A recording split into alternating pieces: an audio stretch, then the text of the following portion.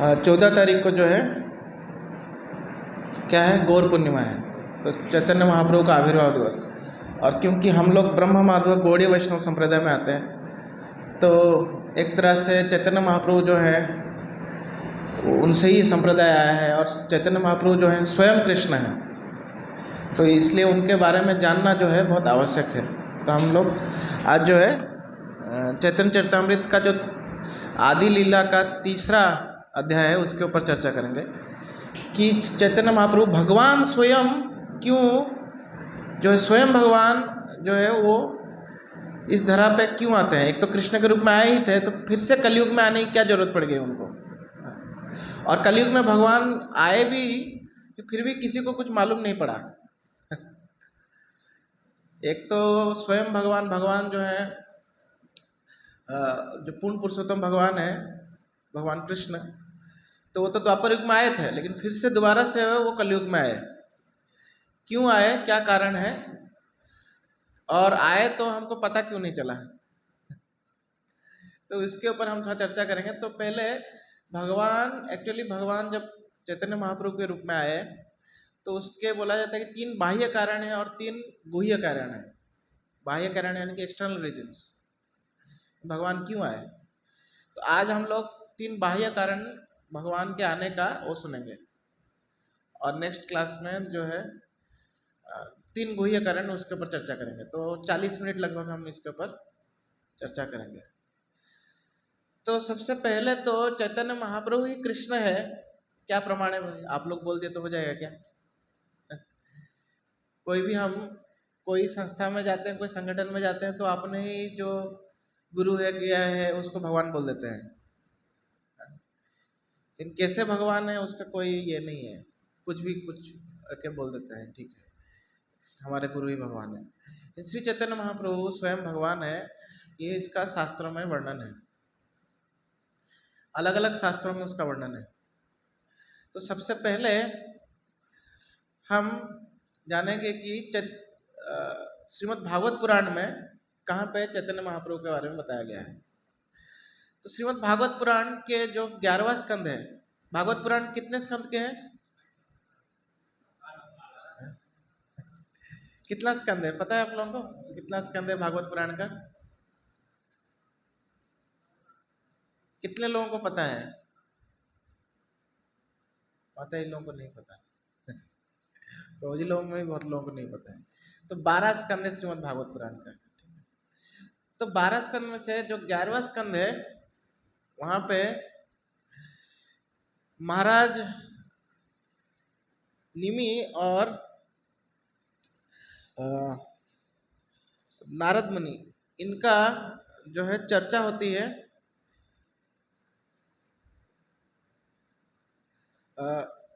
किसके ऊपर चर्चा होती है, तो कि कैसे भगवान महाराज निमि पूछते हैं नारद मुनि को, क्या पूछते हैं?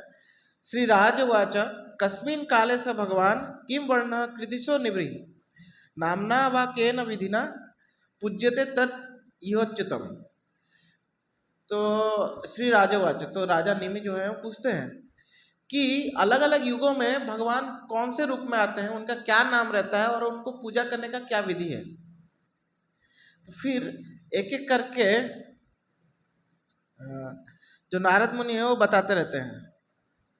तो ये 11वां स्कंद का 5वां अध्याय का 19 नंबर श्लोक में ये बोलना शुरू होता है। और सॉरी, निमि महाराज करवाजन मुनि को पूछते हैं। करवाजन मुनि कौन है? करवाजन मुनि जो है वो भगवान ऋषभ देव के टोटल 100 संतान हुए। भगवान ऋषभ देव जो है भगवान के 7वें अवतार हैं, तो उनके टोटल 100 संतान हुए, जिसमें से सबसे जो बड़े संतान थे उनका नाम था भरत। महाराज भरत के नाम से भी भारतवर्ष पड़ा है। भगवान राम के भी जो भाई थे उनका नाम भी भरत था, तो उनसे भी भारतवर्ष बोलते हैं। और इनसे पहले भगवान ऋषभ देव आए हुए हैं, तो भगवान ऋषभ देव के जो सबसे बड़े पुत्र थे, 100 पुत्रों में से, उनका नाम महाराज भरत था, उनके नाम से भी बोला जाता है कि भारतवर्ष पड़ा हुआ है।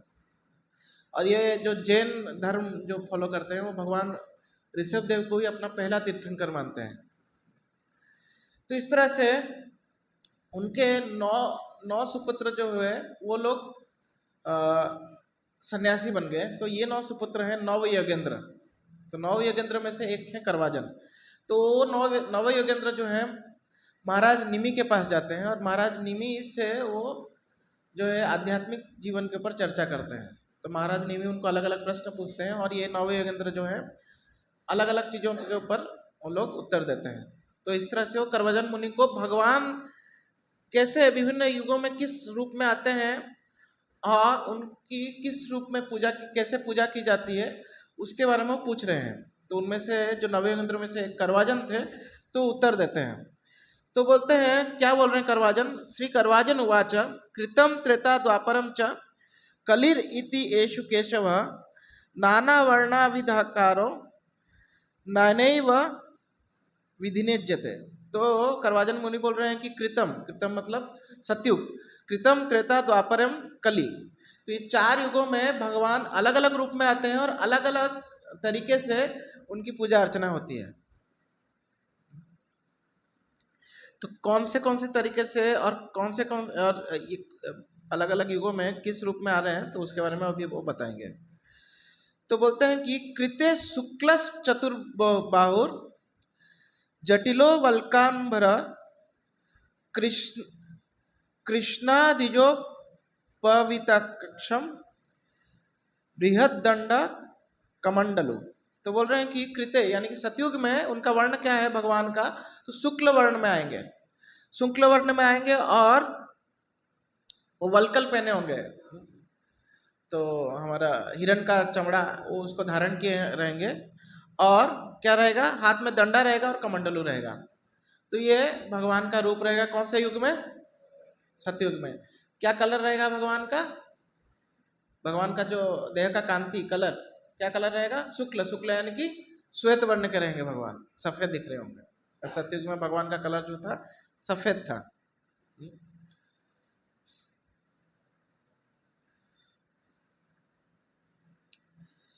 और उस युग में जो मनुष्य रहेंगे वो किस प्रकार से रहेंगे तो मनुष्य का ही वर्णन किया गया, तो हम इसको इतना चर्चा नहीं करेंगे। तो सतयुग में जो लोग रहेंगे वो उनका क्या गुण रहेगा? तो बोला जाता है कि सतयुग के जो लोग रहेंगे वो शांत रहेंगे, निर्वैरिणम रहेंगे, सुहृद रहेंगे, सम रहेंगे। यानी कि शांत यानी कि पीसफुल रहेंगे वो लोग, उनको ज़्यादा चिंता इस तरह नहीं सता रही होगी। और कैसा रहेगा सतयुग के लोग? निर्वैरिणम। निर्वैरिणम मतलब बिना किसी ईर्षा के, ईर्षा भाव नहीं रहेगा। सुहृद, सुहृद मतलब सबके हितैषी। समा मतलब हर समय में वो जो है ना सुख में अत्यधिक उत्साहित हो जाएंगे ना दुख में अत्यधिक निराश हो जाएंगे। तो इस तरह से सम रहेंगे वो। और तपस्या जनरली लोग सतयुग के लोग करेंगे। तो इस तरह से अलग अलग सतयुग के लोगों का भी गुण बताया गया है। पहले भगवान का गुण बताया, भगवान का क्या रूप रहेगा, भगवान क्या कपड़ा पहने होंगे, अब लोगों के बारे में बताया। और अभी बोल रहे हैं कि भगवान का क्या नाम रहेगा। तो सतयुग में भगवान जो है अलग अलग नाम से पुकारे जाएंगे। तो क्या क्या नाम रहेगा? हंस, सुपर्ण, वैकुंठ, धर्म, योगेश्वर, अमल, ईश्वर, पुरुष, अव्यक्त और परमात्मा। ये नामों से भगवान जो है सतयुग में जाने जाएंगे। क्या क्या नाम से जाने जाएंगे? हंस, सुपर्ण, वैकुंठ, धर्म, योगेश्वर, अमल, ईश्वर, पुरुष, अव्यक्त, परमात्मा। आप लोग इसको पढ़ सकते हैं एक बार घर में जाके। 11वां स्कंद का 5वां अध्याय का इसमें ये आता है। उसके बाद जो है त्रेता युग के बारे में बता रहे हैं। अभी त्रेता युग में जो है भगवान का रंग क्या रहेगा? तो त्रेतायाम रक्तवर्ण चतुर्बहुष। तो भगवान जो है त्रेता युग में जब आएंगे तो उनका वर्ण क्या होगा? रक्त यानी कि लाल रंग के रहेंगे भगवान। और क्या बोल रहे हैं उस भगवान का? और क्या ये कर रहे हैं? चतुर्बाहु, 4 भुजा वाले रहेंगे, लाल रंग के 4 भुजा वाले। और क्या? त्रिमेखला मतलब क्या? जनेऊ धारण किए होंगे भगवान। हिरण्यकेश मतलब भगवान का जो बाल रहेगा वो कैसा रहेगा? सुनहरे रंग का बाल रहेगा।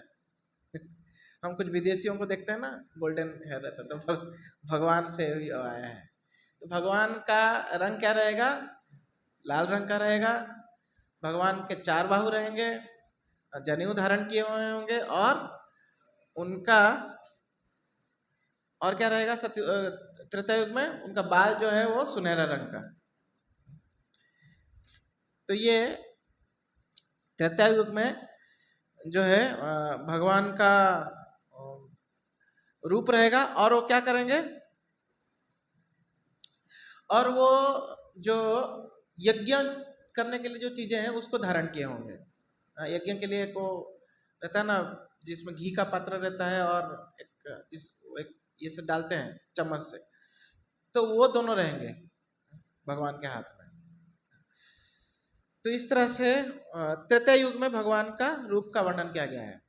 और सतयुग में जो भगवान है, सतयुग में भगवान का क्या रूप का वर्णन किया गया है? कि दंडधारी हैं और कमंडल पकड़े हैं। तो सतयुग में जब भगवान आएंगे तो सतयुग का युग धर्म क्या है?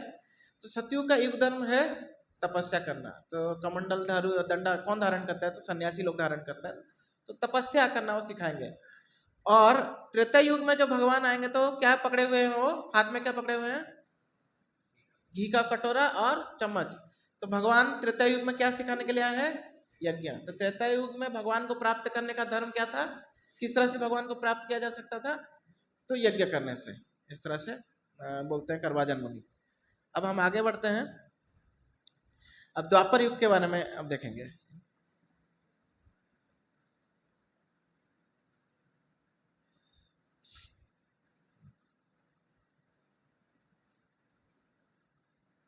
हाँ, द्वापर युग में क्या है? द्वापरे भगवान श्याम पीतवास निजा युद्ध। तो द्वापर युग में भगवान का कलर क्या रहेगा? श्याम वर्ण के रहेंगे। श्याम वर्ण यानी कि काला, काले रंग के भगवान रहेंगे। और पीतवास, पीतवास यानी कि भगवान का जो कपड़ा होगा वो पीले रंग का होगा। तो इस तरह से भगवान के बारे में द्वापर युग में भगवान के बारे में वर्णन कर रहे हैं। और फिर क्या लिख रहे हैं? श्रीवत्सदिवीर अंकेश्च। तो और उनके जो वक्षस्थल है यानी छाती है, वहां पे श्रीवत्स चिन्ह रहेगा। तो इससे हम पता लगा सकते हैं कि द्वापर युग में जो है ये किनका बारे में बता रहे हैं? तो भगवान कृष्ण के बारे में बोल रहे हैं। तो इस तरह से, और फिर अंत में, और द्वापर युग में जब भगवान आएंगे तो द्वापर युग का युग धर्म क्या है? तो भगवान जो है कैसे अर्च विग्रहों की पूजा, किया भगवान के विग्रह की पूजा करना, ये सब चीजें जो है मंत्र से भगवान की पूजा करना, ये सब विधि सिखाएंगे।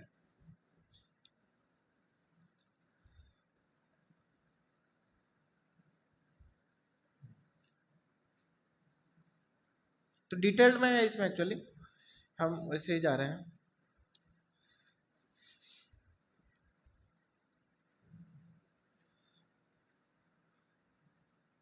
हाँ, अब कलयुग के बारे में बता रहे हैं। कलयुग में क्या बोल रहे हैं? कलयुग में भगवान जो है कृष्ण वर्णम तुषा कृष्णम संगोपांगस्त पार्षदम यज्ञ संकीर्तन प्राही यजंती सुमेधसा। तो ये कलयुग में भगवान जो है कृष्ण वर्णम तुषा अकृष्णम। तो स्वयं भगवान कृष्ण फिर से कलयुग में आएंगे, लेकिन उनका वर्ण क्या रहेगा? अकृष्ण वर्ण रहेगा। तो कृष्ण वर्ण मतलब काला। तो भगवान लेकिन जब कलयुग में आएंगे तो उनका रंग क्या हो जाएगा? अकृष्ण। अकृष्ण मतलब काले का जस्ट उल्टा। तो भगवान जो है सुनहरे रंग में आएंगे, और सुनहरे रंग में आएंगे और किसके साथ आएंगे? संगोपांगास्त्र पार्षदम, अपने पार्षदों को लेके आएंगे अपने साथ। और आने के बाद क्या सिखाएंगे? यज्ञ संकीर्तन प्राय यजंती सुमेधसा। और वो संकीर्तन यज्ञ का प्रचार करेंगे, क्योंकि कलयुग का युग धर्म जो है वो क्या है? संकीर्तन, भगवान का नाम का कीर्तन करना, ये कलयुग का युग धर्म है, ये सिखाएंगे। तो अब हमने क्या सुना? सबसे पहले जो सतयुग था, सतयुग में भगवान का क्या रंग है? सतयुग में भगवान का क्या रंग है?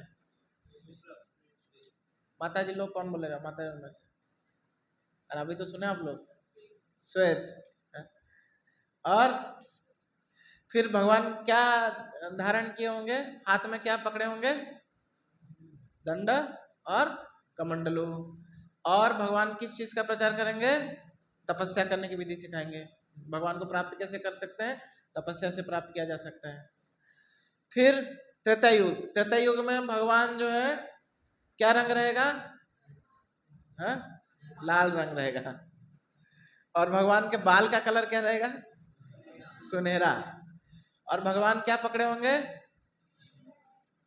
हाँ, यज्ञ करने के सब पात्र जो है पकड़े होंगे। और त्रेता युग का युग धर्म क्या है, युग धर्म मतलब भगवान को कैसे प्राप्त किया जा सके, यज्ञ करके। फिर जब द्वापर युग में भगवान आए तो उनका कलर क्या रहा, श्याम। और उनका वस्त्र का कलर क्या है, पीता। और द्वापर युग का युग धर्म क्या है, भगवान के अर्चा विग्रहों की पूजा करना। फिर अंत में जब भगवान कलयुग में आए तो भगवान कलयुग में क्या रूप लेके आए, सुनहरा रूप। और युग धर्म क्या है, हरिनाम संकीर्तन। तो ये सुनहरा रूप और हरिनाम संकीर्तन केवल एक ही व्यक्ति ने प्रचार किया, वो कौन है, श्री चैतन्य महाप्रभु। तो बोलेंगे कि प्रभु जी ठीक है, भागवत पुराण और कहीं पे लिखा है क्या, और कहीं पे श्री चैतन्य महाप्रभु के बारे में लिखा है क्या, और भी बहुत सारे ग्रंथों में लिखा गया है। तो विष्णु सहस्त्र नाम में भी चैतन्य महाप्रभु के बारे में आता है। तो विष्णु सहस्त्र नाम में एक बहुत सुंदर श्लोक है, सुवर्ण वर्ण हेमंगो वर्णंगस चंदनांगदी संन्यासकृत समशांत निष्ठा शांति परायण। सुवर्ण वर्ण हेमंगो वर्णंगस चंदनांगदी। तो इसका क्या अर्थ है कि भगवान का एक रूप ऐसा रहेगा जिसमें भगवान का रंग जो है सुवर्ण सुनहरे रंग का रहेगा, और उनके सारे अंग जो है हेमांगो, हेमांग सारे अंग जो है उनका क्या रहेगा, तपता हुआ जो है सोना है उसकी तरह चमक रहा होगा। सुवर्ण वर्ण हेमांगो वर्णांग चंदनागदी, और उनका शरीर जो है चंदन से लेपा गया होगा। और वही भगवान जो है बाद के समय में क्या लेंगे, संन्यासकृत, संन्यास धारण करेंगे। और भगवान का नेचर कैसा रहेगा, सम और शांत। समय यानी कि इंग्लिश में बोलते हैं इक्विपोइज्ड, कोई भी परिस्थिति में आराम से रहना, और शांत, पीसफुल। तो ये भगवान के क्वालिटी रहेंगे। और निष्ठा शांति परायण, निष्ठा शांति परायण मतलब ये भगवान की पूजा करके क्या हो जाएगा, जीवात्मा जो है निष्ठा भगवान के प्रति जो भक्ति है उसमें वो दृढ़ हो जाएगा। और क्या हो जाएगा, शांति, उसको जो है शांति मतलब क्या है, पीसफुल बन जाएगा व्यक्ति, जीवात्मा जो है। तो ये भी भगवान कौन से अवतार, ऐसा कोई अवतार भगवान का हम सुनते हैं जिसमें वो सन्यास लिए हुए हैं, तो केवल एक ही अवतार में हम सुनते हैं जब भगवान श्री चैतन्य महाप्रभु के रूप में आए तो भगवान जो है सन्यास लिए। और सुनहरा रंग भी भगवान का श्री चैतन्य महाप्रभु के रूप में ही है, और कहीं पे वर्णन नहीं किया, आप पूछेंगे तो भगवान जब भगवान कृष्ण का नामकरण कर रहे थे गर्ग मुनि, तो वो जो नंद महाराज है उनको बोलते हैं कि आपका ये जो पुत्र है और भी बहुत बार जन्म ले चुका है, अलग अलग वर्ण, अलग अलग रंग में, उसका जो वर्ण है अलग अलग है। तो वो शुक्ल, रक्त और पीत, शुक्ल यानी कि सफेद रंग में एक कभी पैदा हुआ था, और रक्त वर्ण में कभी पैदा हुआ है, और पीत, पीत यानी कि पीला, पीला यानी कि गोल्डन, ये वर्ण में भी पैदा हुआ है। तो इस तरह से हम अलग अलग जगहों पे जो है वर्णन हमको मिलता है कि कैसे श्री चैतन्य महाप्रभु ही कृष्ण है। तो अब हमको ये क्लियर हो गया कि श्री चैतन्य महाप्रभु कृष्ण है। आप और डिटेल्स में जानना चाहते हैं तो ये चैतन्य चरितामृत का जो है आदि लीला का 3रा अध्याय पढ़ सकते हैं, उसमें और भी अलग अलग शास्त्रों से वर्णन किया गया है। तो अभी प्रश्न उठता है कि कृष्ण स्वयं, कृष्ण जो है क्यों आए इस धरती पे। वो तो अभी युग धर्म को कुछ स्थापना करना है तो भगवान को स्वयं आने की जरूरत नहीं है, वो अपने किसी अवतार को भेज सकते हैं। स्वयं पूर्ण पुरुषोत्तम भगवान को आने की क्या जरूरत पड़ गई। तो उसके लिए 3 बाह्य कारण बताया जाता है। तो सबसे पहला कारण जो है, सबसे उच्चतम कारण से हम शुरू करेंगे। ऐसा एक बहुत सुंदर श्लोक आता है, अनार्पिता चरण चिरात कर्ण अवतीर्ण कलो समर्पयितुम उन्नत उज्ज्वल रस सो भक्ति श्रियम हरिपुरत सुंदर तुतिकद सॉरी हरिपुरत सुंदर तुति श्लोक अनार्पिताचरिंचिरात कर्णय अवतीर्ण कलो उन्नत उज्ज्वल रस स्वभक्ति श्रियम हरिपुरत सुंदर द्युति कदम संदीपिता सदा हृदय कंदरो स्फुरतो वा सचिनंदन। इस तरह से श्लोक है। श्लोक याद रखने लायक श्लोक है। तो क्या बोल रहे हैं यहाँ इसमें, इस श्लोक में अनार्पिता चरिम चिरात कर्ण अवतीर्ण करो, कि जो चीज भगवान ने कभी नहीं दिया था, चिरकाल से भगवान ने नहीं दिया था, वो भगवान अर्पण करने के लिए इस कलयुग में आए। तो चिरकाल से क्या नहीं दिया गया था, तो ये पहला कारण है भगवान के कलयुग में चैतन्य महाप्रभु के रूप में अवतार होने का। क्या नहीं दिया था भगवान, तो दूसरा लाइन में बोला गया है स्वभक्ति श्रियम, अपना भक्ति, भगवान का जो रसमय भक्ति है वो भगवान ने किसी दूसरे अवतार में नहीं दिया था। कृष्ण अवतार में आए, अपने पार्षदों के साथ आए और उनके साथ भगवान ने अनेक अनेक लीलाएं की, लेकिन वो जो है उन्होंने बाकी बाहर वालों को किसको प्रदान नहीं किया, केवल अपने भक्तों के बीच में ही उन्होंने वो लीला करके चले गए। और थ्योरी के रूप में उन्होंने भगवद्गीता पकड़ा दिया हम लोगों को। थ्योरी तो पकड़ा दिया कि मेरा भक्ति करना चाहिए, भगवद्गीता में लिखा है ना 6 अध्याय में, माम चो नहीं सॉरी भजते माम सॉरी बहुत सारे और श्लोक है, भजते माम अनन्य भाग एक श्लोक है। तो इस तरह से बहुत सारे अलग अलग जगह पे भगवद्गीता में भगवान जो है मेरा भक्ति करो बोल रहे हैं। तो अभी कैसे भक्ति किया जाए ये तो भगवान ने केवल थ्योरी बता दिया, कैसे भक्ति किया जाए प्रैक्टिकल बताने के लिए भगवान जो है कलयुग में आए, प्रैक्टिकल देने के लिए। पहले थ्योरी दे दिया भगवत गीता के रूप में और अपने भक्तों के साथ भगवान आराम से लीलाएं की, लेकिन कैसे बाहर वाले कैसे भगवान के भक्ति कर पाए और कैसे वो भक्ति रस को प्राप्त कर पाए, वो सिखाने के लिए स्वयं भगवान आए। क्योंकि भगवान का भक्ति कैसे किया जाए वो भगवान ही बोल सकता है ना, बाहर वाला कैसे बोल सकता है। तो इसलिए स्वयं भगवान जो है भक्त के रूप में आते हैं, श्री चैतन्य महाप्रभु के रूप में आते हैं।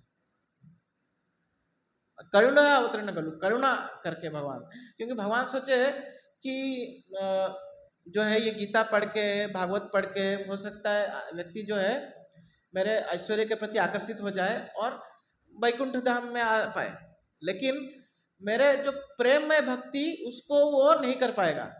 केवल गीता पढ़ के केवल थ्योरी से वो प्रॉपरली समझ नहीं पाएगा, मेरा प्रेम में भक्ति कैसे किया जाता है वो नहीं समझ पाएगा। तो उसके लिए मुझे ही आना पड़ेगा। तो फिर भगवान जो है श्री चैतन्य महाप्रभु के रूप में आके जो है रस भक्ति को प्रदान करते हैं। श्रील प्रभुपाद एक जगह पे बोलते हैं कि इस दुनिया में जो है एक जीवात्मा जो है किसकी खोज में है, तो बोलते हैं कि प्रभुपाद बोलते हैं कि in this world everyone is in search of and need of love. सभी जीवात्मा जो है वो प्रेम के खोज में है और प्रेम की उनको जरूरत है। देखिए हमारे पास सब कुछ होने के भी अगर प्रेम नहीं है, प्रेम किसके साथ हम आदान प्रदान नहीं कर रहे हैं, तो हम सुखी रह पाएंगे क्या? रह पाएंगे? नहीं रह पाएंगे। और प्रेम का एक क्वालिटी क्या है कि अकेले से नहीं होता है अकेले से प्रेम नहीं होगा। प्रेम जो है कम से कम तो 2 व्यक्ति चाहिए। और इस भौतिक जगत का जो प्रेम है वो क्या है वास्तव में, वो काम में है। हमको किसी से कुछ कामना है तभी हम उसको प्रेम करने का दिखावा करते हैं। वास्तव में इस भौतिक जगत में कोई प्रेम नहीं है। बोलते हैं थोड़ा बहुत भी जो प्रेम है वो माता और पुत्र का प्रेम है, लेकिन प्रेम का क्वालिटी क्या है, तो प्रेम की कुछ क्वालिटी है। कैसे पता चलेगा कि असली प्रेम क्या है? तो प्रेम का क्वालिटी क्या है, तो प्रेम का क्वालिटी है अहेतु की अप्रतिहता। क्या है? अहेतु की अप्रतिहता। अहेतु की मतलब बिना किसी हेतु के। तो ऐसा बिना किसी हेतु के कोई प्रेम दिखता है क्या? हो सकता है माता का प्रेम जो है अपने संतान के प्रति वो बिना किसी हेतु के हो, लेकिन वो अप्रतिहता नहीं है। अप्रतिहता मतलब क्या है? बिना किसी रुकावट के, बिना किसी हेतु के और बिना किसी रुकावट के। तो ये माता पुत्र का प्रेम जो है उसमें रुकावट है। क्या रुकावट है? दोनों में से अगर कोई चला जाता है तो रुकावट हो गया ना, हो गया ना। बच्चा कितना भी माँ के फोटो को देख के माँ मैं तुमको प्रेम करता हूँ बोले, लेकिन माँ फोटो से आके बोलेगी क्या? नहीं बोलेगी। तो ये रुकावट है। तो इसमें भी, उसमें भी वो जो प्रेम है वो भी अधूरा है। बाकी प्रेम तो छोड़ ही दो, बाकी हम धन के प्रति प्रेम करते हैं, गाड़ी के प्रति प्रेम करते हैं, लेकिन गाड़ी हमारे प्रति प्रेम नहीं करता। मेरा कार, इन कार का हमारे प्रति कोई प्रेम नहीं है। मेरा पैसा, पैसे को हमारे प्रति कोई प्रेम है क्या? नहीं है। हमको पैसे के प्रति प्रेम है, पैसे को हमारे प्रति कोई प्रेम नहीं। बाकी तो अलग अलग, तो भाई परिवार का तो पत्नी पत्नी वो तो अब देख ही रहते हैं कैसा प्रेम है, हाँ? तो केवल एक ही व्यक्ति से अगर हम प्रेम करेंगे तो हम सर्वोच्च आनंद का अनुभव करेंगे। वो कौन है? भगवान। क्योंकि उसमें कोई रुकावट नहीं है। कोई रुकावट है क्या? और कोई हेतु नहीं है, बिना किसी रुकावट के, बिना किसी हेतु के। तो यही चीज जो है देने के लिए स्वयं भगवान आए, किसी और को नहीं भेजे, क्योंकि और किसी को भेजते तो वो नहीं मिलता। वो गोलोक का प्रेम धन जो है वो नहीं मिलता। गोलोक का प्रेम धन हरिनाम संकीर्तन, ये देने के लिए ही स्वयं श्री चैतन्य महाप्रभु के रूप में भगवान आए।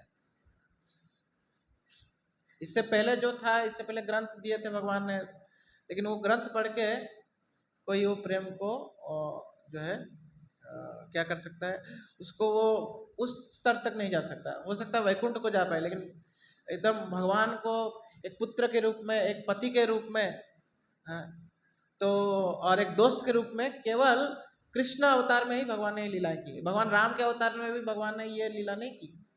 जब भगवान कृष्ण अवतार में आए तो कृष्ण के दोस्त लोग उनको अपना झूठा खिलाते थे, झूठा खिलाते थे। यही फोटो देख रहे हैं। झूठा खिला रहे हैं उनके, कृष्ण को उल्टा चिढ़ाते थे।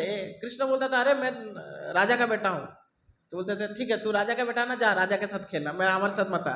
तो कृष्ण फिर गिड़गिड़ाते थे, चलो नहीं नहीं नहीं मुझे अपने साथ खिलाओ, और फिर कृष्ण को भी वो दोस्त लोग हरा देते थे। तो ऐसा ये जो था क्या था, ये जो है भगवान किसी और अवतार में नहीं की। भगवान राम के रूप में आए, भगवान ने मित्रता की, लेकिन वो ऐश्वर्य में मित्रता थी। उसमें भी ऐश्वर्य था कि सुग्रीव के साथ भगवान ने मित्रता की, लेकिन सुग्रीव फिर भी भगवान को भगवान के रूप में ही देख रहे थे।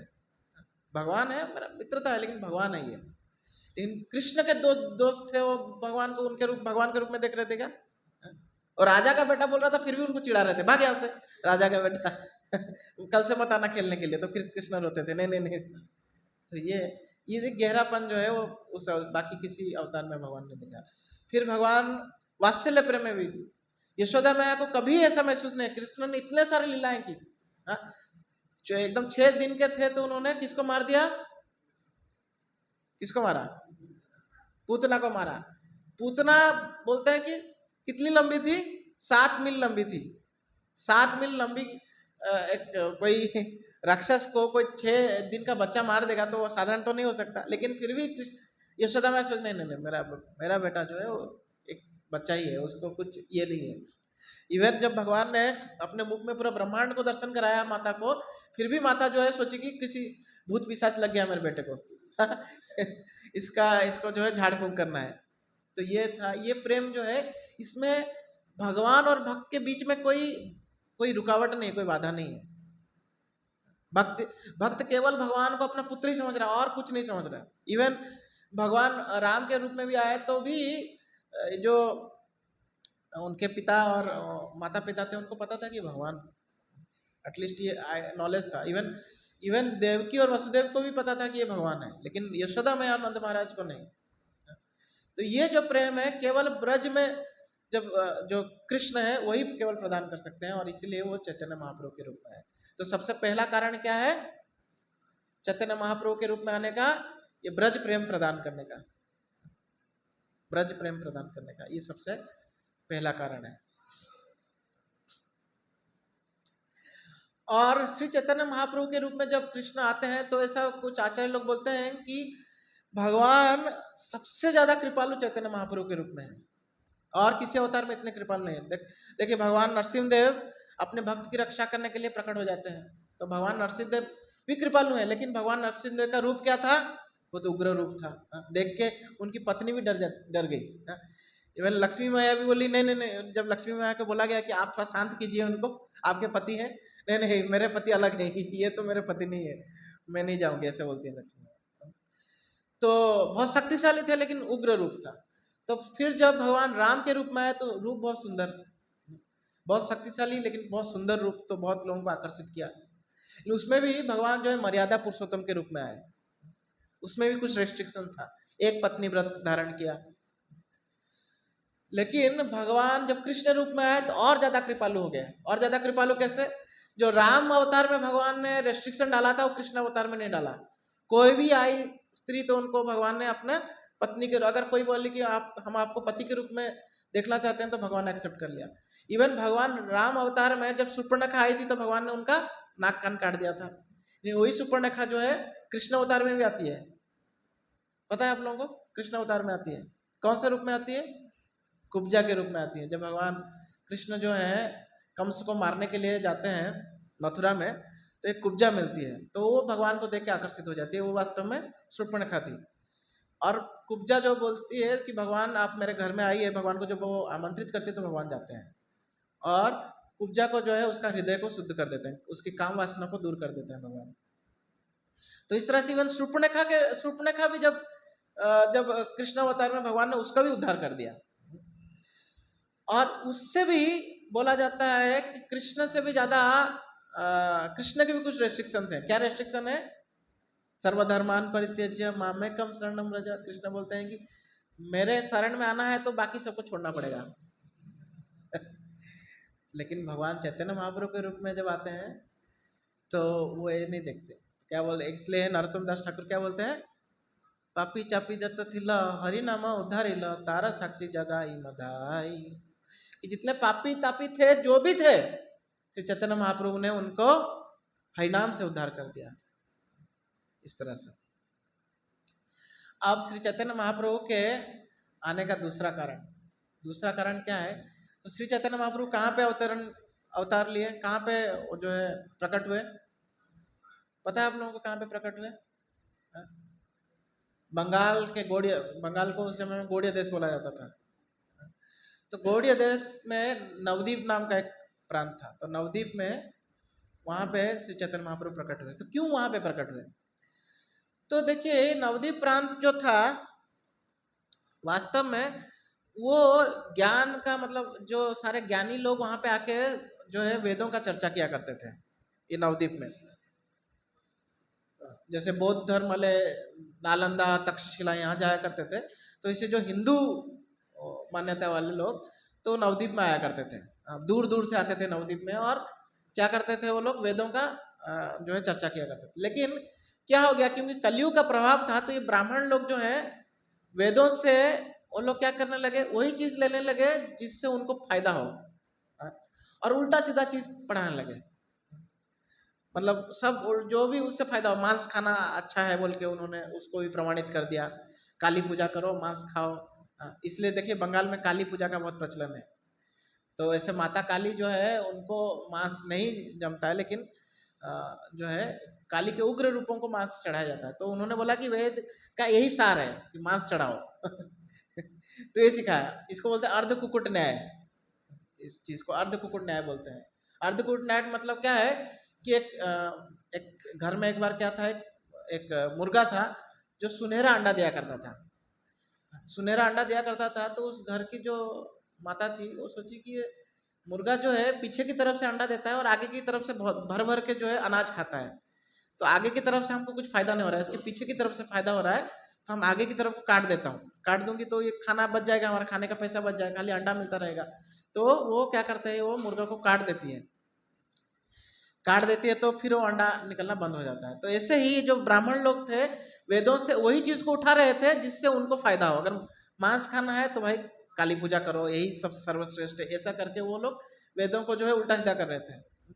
और भी बहुत सारे नाना प्रकार के जो है गलत चीजों को प्रचार कर रहे थे। देखिए कोई अनपढ़ व्यक्ति है अगर वो कुछ गलत कार्य करता है तो ज्यादा फर्क नहीं पड़ता, लेकिन अगर जो सोसाइटी का लीडर है, उस समय में ब्राह्मण लोग जो है लीडर माना जाता था। इवन राजा लोग भी ब्राह्मणों के पास जाते थे पूछने के लिए। तो अगर लीडर जो है वो गड़बड़ हो जाए तो पूरा जो है जो सोसाइटी है वो ध्वस्त हो जाएगा। तो ये लीडर लोग गड़बड़ हो गए, सब ब्राह्मण लोग सब जो है वो बेविचारी बन गए, उल्टा सीधा हरकत करने लगे और उसके लिए वो लोग शास्त्र का आधार लेने लगे। उस समय क्या होता है कि जो है स्वयं, हाँ, भगवान शिव और भगवान महाविष्णु के जो अंश अवतार हैं उनका नाम है अद्वैत आचार्य। तो अद्वैत आचार्य भी उस समय में उसी जगह पे थे। एक ब्राह्मण के रूप में भगवान जो है, भगवान सदाशिव जो है वो प्रकट हुए थे। तो वो ये देख के उनको सहन नहीं होता, क्योंकि भगवान शिव का क्या नेचर है, भगवान शिव का नेचर है कि भगवान शिव बहुत कृपालु हैं। उनका आशुतोष बोला जाता है, बहुत जल्दी प्रसन्न हो जाते हैं, और एक नेचर है उनका बहुत कृपालु, इसलिए तो विष पा लेते हैं ना, जब समुद्र मंथन से विष पैदा होता है। तो बहुत कृपालु, तो उनको ये देख के बड़ा दुख होता है कि अरे ये लोग क्या कर रहे हैं, हाँ? शास्त्र को वास्तव में, शास्त्र के माध्यम से हमको भगवान के प्रति रुचि होना चाहिए, और ये शास्त्र के माध्यम से गलत चीज कर रहे हैं। तो उनको बड़ा दुख होता है, और वो क्या करते हैं, वो सोचते हैं कि इन लोगों को उद्धार करने के लिए तो स्वयं भगवान को आना पड़ेगा। और इसीलिए वो क्या करते हैं, वो एक सालग्राम लेते हैं, सालग्राम में तुलसी दे के और गंगा जल उसको डाल के भगवान को आह्वान करते हैं। और भगवान को जब आह्वान करते हैं तो ये जो उनका जो चिल्लाना है, भगवान का नाम को जो बुलाते हैं, तो वो भगवान का धाम जो गोलोक वृंदावन है वहाँ तक पहुँचता है, और भगवान को फिर वो आने के लिए मजबूर करते हैं, क्योंकि भगवान के वो भक्त हैं। शिव जी जो है वैष्णवा नाम यथा शंभु, वैष्णव में जो सर्वश्रेष्ठ है, तो जब वो पुकारते हैं तो स्वयं भगवान फिर आने के लिए मजबूर होते हैं। तो ये दूसरा कारण है। और तीसरा कारण क्या है भगवान के प्रकट होने के लिए, तो तीसरा कारण है युग धर्म का प्रचार करना। तो युग धर्म का प्रचार करने के लिए तो वैसे भगवान स्वयं आने की जरूरत नहीं थी, लेकिन फिर भी क्योंकि उनको मेनली ब्रज प्रेम देना था तो वो आए, तो युग धर्म का भी उससे साथ साथ प्रचार हो गया। तो कलयुग का युग धर्म क्या क्या है, कलयुग का युग धर्म हरिनाम संकीर्तन। तो हरिनाम संकीर्तन देने के लिए भी भगवान जो है इस धरती पे श्री चैतन्य महाप्रभु के रूप में आए। तो ये तीन मुख्य कारण है भगवान श्री चैतन्य महाप्रभु का इस धरती पे आने के लिए। पहला कारण क्या है, ये बाह्य कारण है, वास्तव में अंतरंग कारण और डीप है, तो आज हम लोग बाह्य कारण की चर्चा की। पहला कारण क्या है, पहला कारण क्या है,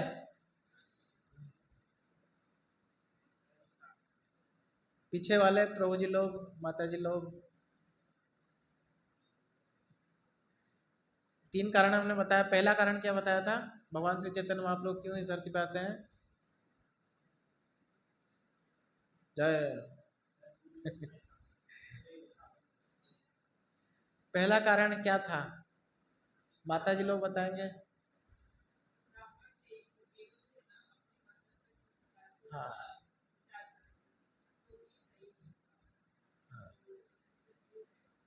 हाँ, ये है डिसीजन है, ये एक कारण है। लेकिन पहला कारण जो है ये नहीं था, हमने पहला कारण जो चर्चा किया था ये नहीं था। पहला कारण क्या था,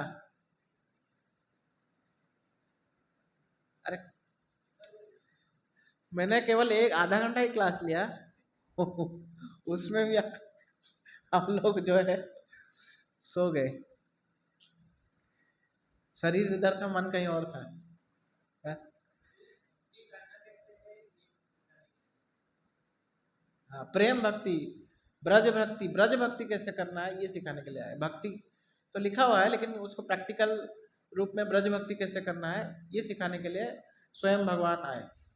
क्योंकि ब्रज भक्ति जो है भगवान का कोई अवतार नहीं सिखा सकता, वो स्वयं भगवान को ही आना पड़ेगा, इसलिए भगवान जो है आते हैं। और आखिरी कारण तो अभी सुने, आखिरी कारण क्या क्या, युग धर्म, युग धर्म क्या है कलयुग का, हरिनाम संकीर्तन। अब फिर से रिपीट करें एक बार, फिर से एक बार रिपीट करें, पीछे से आना चाहिए जोर से, प्रभु जी की तरफ से, पीछे वाले जो प्रभु जी लोग हैं उनको आना चाहिए। आप लोगों को समझ में आया कि नहीं, किस लिए भगवान स्वयं भगवान कृष्ण जो है श्री चैतन्य महाप्रभु के रूप में आए, पहला कारण क्या है, जोर से।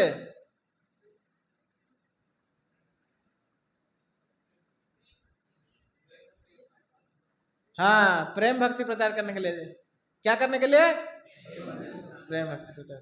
दूसरा, दूसरा कारण क्या है, दूसरा कारण क्या है, हे भगवान जय हो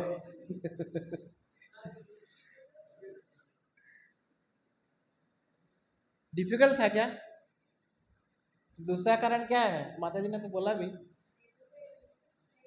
हाँ, वेदों के ज्ञान को इधर उधर करके ब्राह्मण लोग बोल रहे थे, तो उसको वो उससे हतोत्साहित होके अद्वैत आचार्य जो कि सदाशिव और महाविष्णु के रूप है, वो भगवान को पुकारते हैं कि आप आइए, प्रकट हो जाइए, आपके बिना आप ही केवल इन लोगों को उद्धार कर सकते हैं, इन ब्राह्मणों को मुंह को चुप कर सकते हैं। तीसरा कारण, तीसरा कारण पीछे वाले, आगे वाले नहीं बोलेंगे, अभी पीछे वाले बोलेंगे। हरिनाम संकीर्तन, युग धर्म को प्रचार करने के लिए श्री चैतन्य महाप्रभु की जय। हरे कृष्ण। कोई सवाल है क्या किसी को? बोले प्रभु जी आप क्या बोले वही समझ में नहीं आया, सवाल क्या पूछेंगे? चैतन्य महाप्रभु जो है, हम धीरे धीरे जब आते रहेंगे तो हम उनके बारे में और जानते रहेंगे। ये क्या है, चैतन्य महाप्रभु के बारे में जानना, ये पीएचडी स्टडी है। भगवत गीता जो है वो ग्रेजुएशन का पढ़ाई है, पोस्ट ग्रेजुएशन का पढ़ाई है भागवत पुराण, और चैतन्य महाप्रभु का जो चैतन्य चरितामृत का पढ़ाई है, ये वास्तव में पीएचडी का स्टडी है। हरे कृष्णा कृष्णा कृष्णा हरे हरे